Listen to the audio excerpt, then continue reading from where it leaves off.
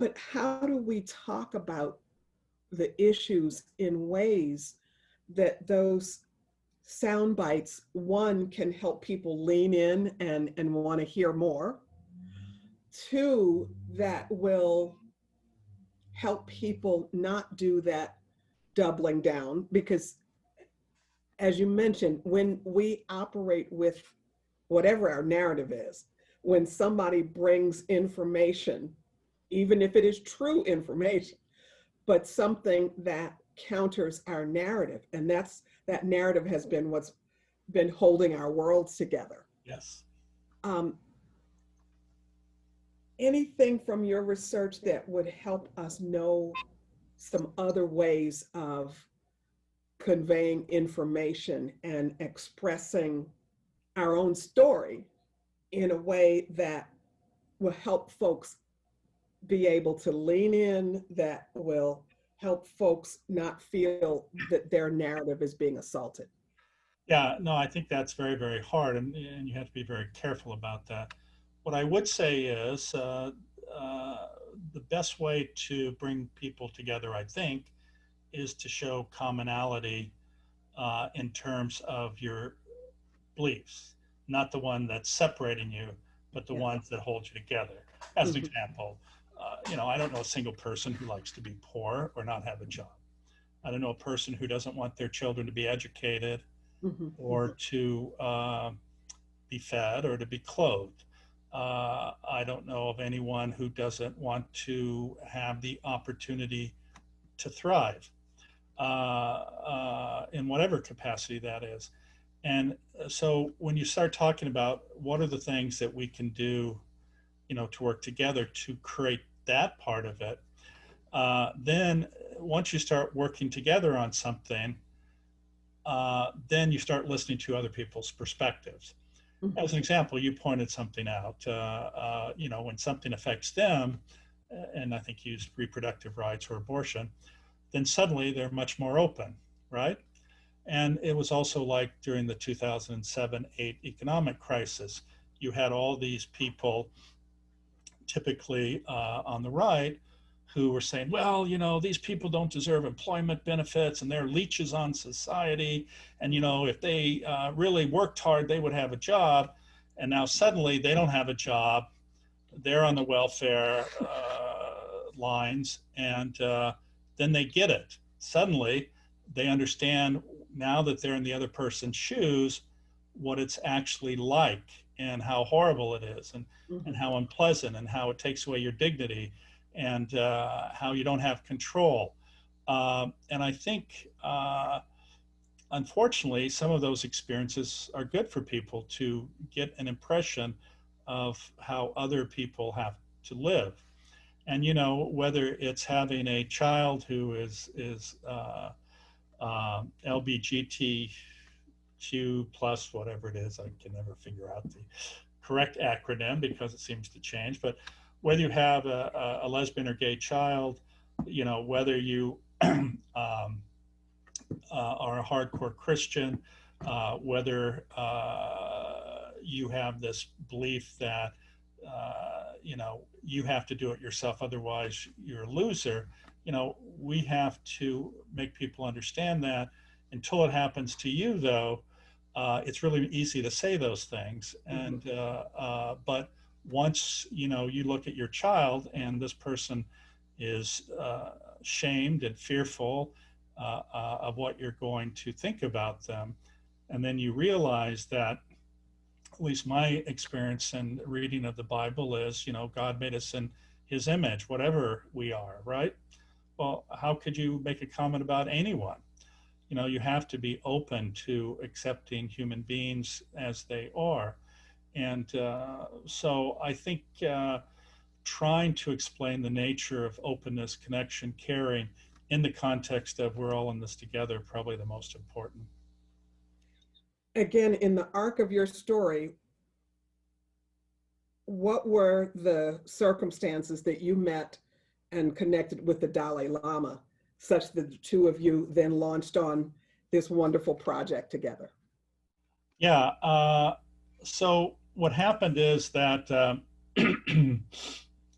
when I went back to Stanford, I had indicated to the chairman, who was a friend of mine, that not only did I want to come back, but that I wanted to study compassion. And I actually also ended up being one of the largest donors to Stanford and endowed a chair in my department as well.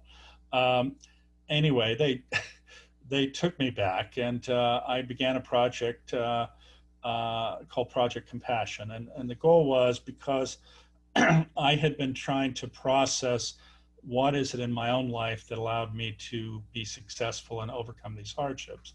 And it was, recognizing the power of compassion to change people's lives. So I began this project, and it was interesting because I went to 4 scientists, and I laid out what I was interested in doing. And basically, all of them poo-pooed the idea of studying compassion. Because, for many people, that's very soft. They don't know exactly what it means, et cetera, et cetera. And the only way I convinced them to do the project was essentially I funded the research. And, if you fund research, people are happy to do it because they're always looking to get funds. And 2 of those people actually changed their direction of their research, focused on compassion. And then what happened is, one day I was walking through campus, and suddenly, and you have to remember, I'm an atheist. I have no belief in anything. Suddenly this image of the Dalai Lama pops into my head, and I couldn't shake it. And basically what happened is it stayed with me. And then I said, obviously he's an icon of compassion. Maybe what I'm being told here is I should invite him, and we should have a conversation about some of the research I was doing and sort of try to, raise this up. So long story short, His Holiness had visited Stanford a number of years previously. I tracked down the person who had introduced him. And then this led to a meeting in Seattle. And it was interesting because I was invited to this meeting, but suddenly, the dean of the medical school is coming, this person's coming, the chairman of my department's coming, the head of neurosciences is coming, et cetera, et cetera. And all these people show up. The Dalai Lama and I end up in this long discussion. And at the end of it, his translator, and the Dalai Lama speaks perfect English, but he has a translator for complex topics. And he begins this animated discussion after he and I had been speaking for about an hour and a half with his translator.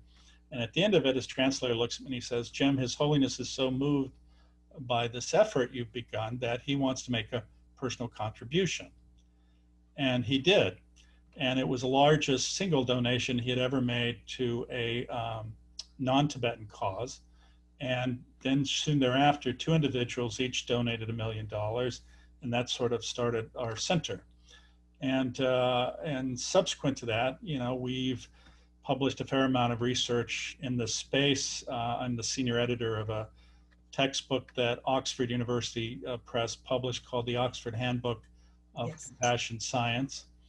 And there you have it. Now, it is funny because I tell people I'm not religious and I'm an atheist, and no one ever believes me. You will assume I'm Buddhist, and you can see the trappings of Buddhism behind me. Right, I do. Even with my 80% vision, I can see. But I'm not. If there was something I would probably follow, it'd probably be Buddhism. But what I do appreciate is that a number of people, probably almost 80% of people, look to different individuals for spiritual and religious guidance, and it's important.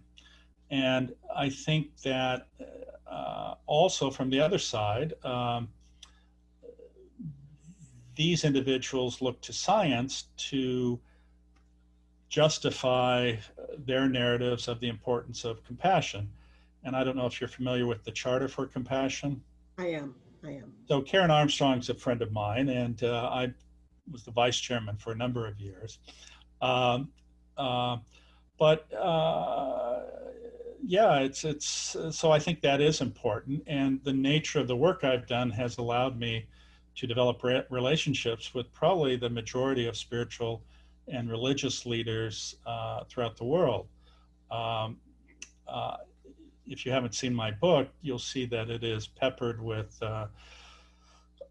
endorsements from the Dalai Lama, Thich Nhat Hanh, Sadhguru, Sri Sri Ravi Shankar, Tutu, and a variety of other individuals.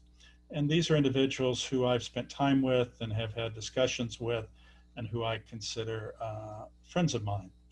Uh, and and people say, well, geez, I can't believe why would they do that? You know, you're not a follower of theirs. And, you know, what I tell people is an evolved spiritual leader isn't tied to his dogma. He's tied to the principles that surpass the dogma, which are interdependence, love, connection, compassion, caring, and all of those things. And if an individual comes to them with no agenda other than that, then I think you're embraced. You know, it's interesting though, because I've had people say to me, I don't understand this. You know, you go up to so and so and they hug you and embrace you, and you're not a believer, you don't read the text, you don't know anything. I said, but the point is, you're missing the most important thing, which is it's not the dogma, it's having that sense of openness and caring and love